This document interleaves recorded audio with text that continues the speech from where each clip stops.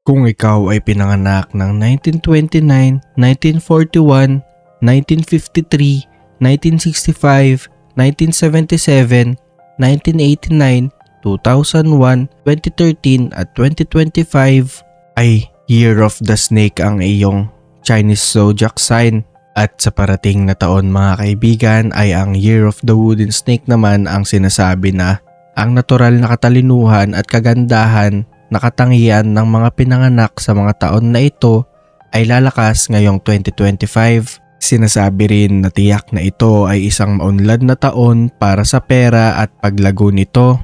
At sinasabi din na ang mga pinanganak ng Year of the Snake ay makakaakit ng positibong atensyon at makakakita ng kanila mismong tagumpay. At ngayong 2025 mga kaibigan ay ang Year of the Wooden Snake. Ay nagbabala naman ang isa sa kilalang feng shui expert na si Master Hans Kua. At sinasabi niya na tulad ng ahas ay pwede mag-strike yan na may hahalin tulad naman sa betrayal.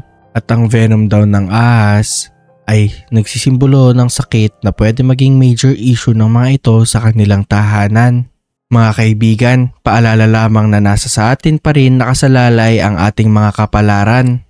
At ito ay nagsisilbing gabay lamang para sa mga pinanganak ng taon na ito. Hanggang ngayon ay wala pa ring patunay kung ito ay totoo at nananatili pa ring misteryo.